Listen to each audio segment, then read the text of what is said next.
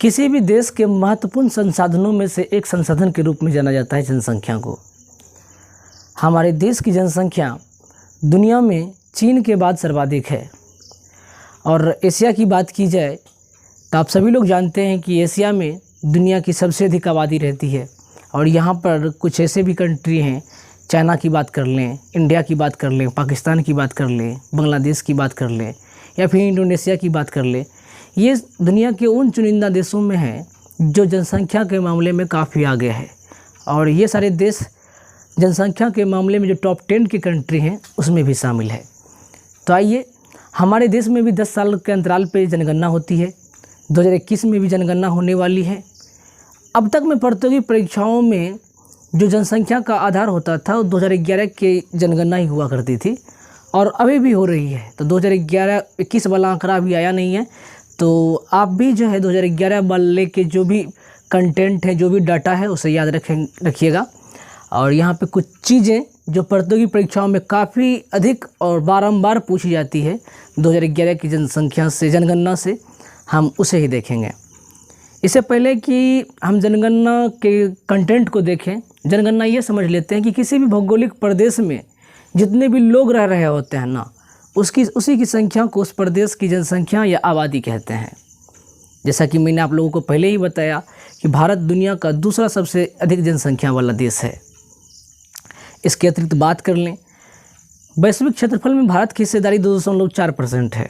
वैश्विक क्षेत्रफल में भारत की हिस्सेदारी 2.4% है, जबकि वैश्विक जनसंख्या का लगभग 17% आबादी इंडिया में रहता है। इस लिहाज से हम यह कह सकते हैं कि भारत में जनसंख्या का अधिक घनत्व है और इसका नकारात्मक दबाव हमारे देश के संसाधनों पर पड़ता है। किसी भी देश की जनसंख्या के दो हिस्से होते हैं, एक कार्यशील जनसंख्या और एक आश्रित जनसंख्या। 15 वर्ष से कम उम्र के बच्चे और 64 वर्ष से अधिक उम्र के बुजुर्ग ये देश के आर्थिक विकास में कोई खासा योगदान नहीं देते हैं। इसे आश्रित जनसंख्या के अंतर्गत रखते हैं और ये अपने जीविकोपार्जन के लिए, जीवन यापन के लिए कार्यशील जनसंख्या पर निर्भर रहते हैं। कार्यशील जनसंख्या के अंतर्गत आयु समूह 15 से लेकर के 64 वर्ष के बीच में जो भी लोग आते हैं वो कार्यशील जनसंख्या के अंतर्गत आते हैं। और इस लिहाज से भारत दुनिया का सबसे अधिक युवा देश है। भारत की औसत आयु की बात करें तो 29 वर्ष है। तो एक टर्म आता है डेमोग्राफिक डिविडेंड का, जनांकिकीय लाभांश का। भारत उस स्थिति में है। अब भारत इस स्थिति का कितना फ़ायदा उठा पाता है ये आने वाले दिनों में पता चलेगा। लेकिन अगर डेमोग्राफिक डिविडेंड का फ़ायदा ठीक तरह से नहीं उठाया गया तो भारत का यही जनांकिकीय लाभांश भारत के लिए अभिशाप बन जाएगा। तो चलिए अब हम तथ्य को समझते हैं 2011 की जनगणना। पहले तो आप ये समझिए, भारतीय संविधान की धारा 246 में जनगणना के बारे में जिक्र है। और जनगणना जो है संघ सूची का विषय है। जानते हैं आप कि 3 प्रकार की सूचियां होती है, संघीय सूची, राज्य सूची, समवर्ती सूची। यानी जनगणना पे कोई कानून बना सकती है तो केंद्र सरकार ही बना सकती है। ये हमारे देश की 15वीं जनगणना थी और इसके अध्यक्ष थे श्री चंद्रमौली साहब जी। देश की 15वीं जनगणना थी और स्वतंत्र भारत की 7वीं जनगणना थी। और इसका शुभंकर शिक्षिका को बनाया गया था और इसका थीम था हमारी जनगणना हमारा भविष्य। ध्यान रहे कि भारत में जनगणना की शुरुआत 1872 में लॉर्ड मेयो के शासनकाल में शुरू हुई थी। इसके अतिरिक्त नियमित रूप से जनगणना की बात कर लें तो 1881 में लॉर्ड रिपन के शासनकाल में शुरू हुई थी। स्वतंत्र भारत की पहली जनगणना 1951 में शुरू हुई थी। अगर वैश्विक जनगणना की बात करें तो अभी विश्व की आबादी लगभग 7 अरब से अधिक हो चली है। और सबसे पहले जनगणना जो है वो स्वीडन में हुआ था। और दशकीय जनगणना की बात करें तो अमेरिका में सबसे पहली बार इसकी शुरुआत की गई 1790 ईस्वी में। राष्ट्रीय जनसंख्या नीति 2000 ईस्वी में लाई गई थी और 2045 तक के लिए ये रूपरेखा तैयार करती है, क्या करना है क्या नहीं करना है। जनसंख्या, भारत की जनसंख्या के संदर्भ में देखिए तो 1911 से लेकर के 1921 तक का समय ऐसा था जब जनसंख्या वृद्धि जो है वो स्थिर रही। लेकिन 1921 के बाद जो है भारत की जनसंख्या में काफ़ी अधिक बढ़ोतरी होने लगी। इसी वजह से 1921 को भारत के जनगणना में या जनसंख्या में जो है इसे महाविभाजक वर्ष के रूप में जाना जाता है। अब ये तथ्य कुछ बाद वाला है, इसे हम बाद में देखेंगे। सबसे पहले ये देख लेते हैं कि हमारे इंडिया की बात करें तो इंडिया का लगभग 69%, 68.8% जो है आबादी ग्रामीण इलाकों में रहता है। यहाँ थोड़ा सा उल्टा लिखा गया है, 68.8% आबादी ग्रामीण इलाकों में और 31% आबादी जो है वो शहरी इलाकों में रहती है इंडिया की। अब हाँ, अपने इंडिया की बात करें तो हम जैसे कि हमने ये समझा कि वैश्विक क्षेत्रफल में इंडिया की हिस्सेदारी 2.4% है, जबकि वैश्विक जनसंख्या में इंडिया की हिस्सेदारी 17% है। इस वजह से जनसंख्या का घनत्व अधिक होगा। तो कुछ तथ्य जनसंख्या से संबंधित। पॉपुलेशन डेंसिटी की बात करें तो 384 व्यक्ति प्रति वर्ग किलोमीटर रहते हैं। सेक्स रेशियो की बात कर लें, लिंगानुपात की बात कर लें तो 943 लड़कियां या महिलाएं प्रति 1000 पुरुष पे है। उसके बाद चाइल्ड सेक्स रेशियो की बात करें तो 918 है, ये काफ़ी कम है इसमें। हालांकि केंद्र सरकार की एक मुहिम रही है बेटी बचाओ बेटी पढ़ाओ। मोदी साहब जी ने ये हरियाणा के पानीपत से शुरू किया था बेटी बचाओ बेटी पढ़ाओ, जिसमें काफ़ी जोर दिया गया नारी के सशक्तिकरण पे, उसके शिक्षा पे, भ्रूण हत्या का विरोध वगैरह किया गया, लोगों को जागरूक किया गया। अब अपने लिटरेसी रेट की बात करें तो 73% है साक्षरता दर इंडिया की। दशकीय जनसंख्या वृद्धि दर की बात करें तो लगभग 17% है। चाइल्ड मोर्टलिटी रेट जो है वो 37 है, यानी 1000 बच्चे जो जन्म लेते हैं ना, उसमें 37 बच्चे मर जाते हैं। और किसी भी देश, कोई भी देश अगर आर्थिक विकास कर रहा है तो वो कितना मजबूत हुआ है या विकसित है, तो वहाँ पे चाइल्ड मोर्टिलिटी रेट काफ़ी कम होता है। इंडिया में 37 है, ये काफ़ी भयावह वाली स्थिति है। तो हमें हेल्थ इंफ्रास्ट्रक्चर पे काफ़ी काम करने चाहिए।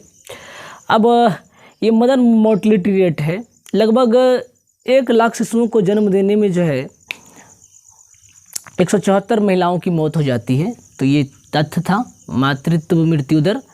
उसके बाद एनपीआर की शुरुआत हुई थी 2011 में, नेशनल पॉपुलेशन रजिस्टर की बात है ये।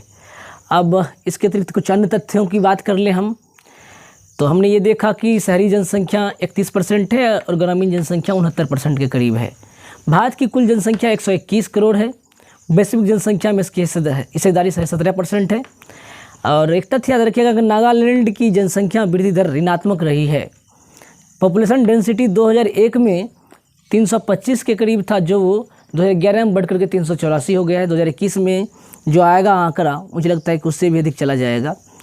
अब जनसंख्या के लिहाज से इंडिया के जो टॉप राज्य हैं, यूपी, महाराष्ट्र और बिहार, ये 3 राज्य ऐसे हैं जो जनसंख्या के मामले में आगे हैं।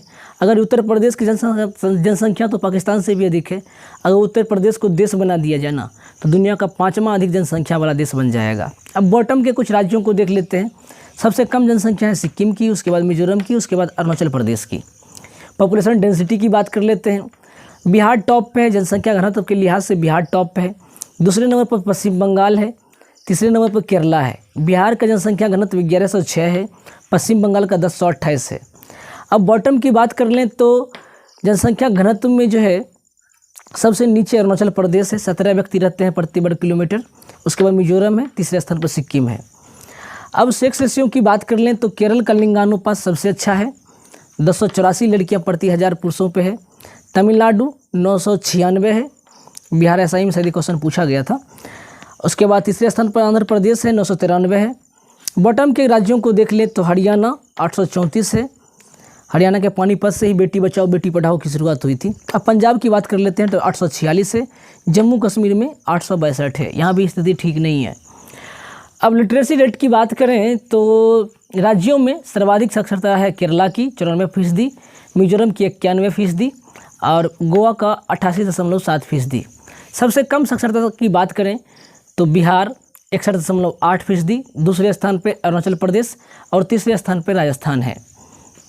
चलिए, अब ग्रामीण आबादी की बात हम कर रहे थे, तो सबसे अधिक ग्रामीण आबादी हिमाचल प्रदेश में रहती है। प्रतिशत के लिहाज से लगभग हिमाचल प्रदेश की 90% आबादी ग्रामीण इलाकों में रहती है।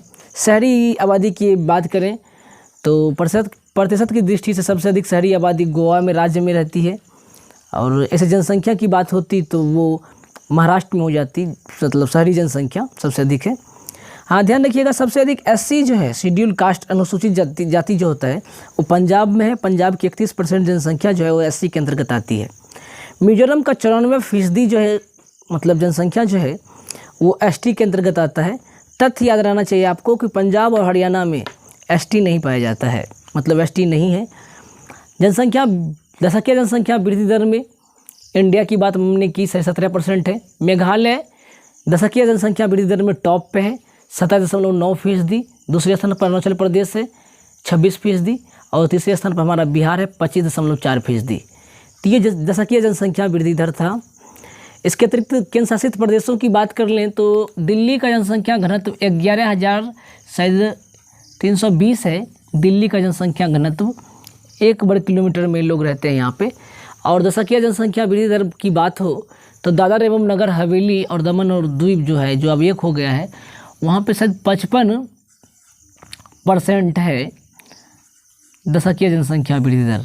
तो यूटीज में सर्वाधिक है ये जनसंख्या घनत्व, दिल्ली की सर्वाधिक है। हमारे देश की बात हो रही है। अब थोड़ी सी बात हम बिहार की कर लेते हैं। बिहार की 89% आबादी जो है ग्रामीण इलाकों में और 11% शहरी इलाकों में मतलब निवास करती है। बिहार की जनसंख्या 10,40,00,000 है। जनसंख्या के लिहाज से तीसरा स्थान है इंडिया का, मतलब बिहार का इंडिया में। पॉपुलेशन डेंसिटी 1106 है और सेक्स रेशियो 918 है। चाइल्ड सेक्स रेशियो जो है 934 है। सुधार के हालात हैं। साक्षरता दर की तो बात हमने बिहार के बारे में कर ही ली। उम्मीद करते हैं कि और कुछ बिहार के पॉइंट्स मैंने नहीं बताए हैं, तो कुल मिलाकर के ये टॉपिक जो है भारत की जनगणना पर आधारित था, इसे ख़त्म करते हैं। और उम्मीद भी करते हैं कि आप लोगों को ये वीडियो अच्छा लगा होगा। तो लाइक, शेयर और सब्सक्राइब जरूर कीजिए। नमस्कार।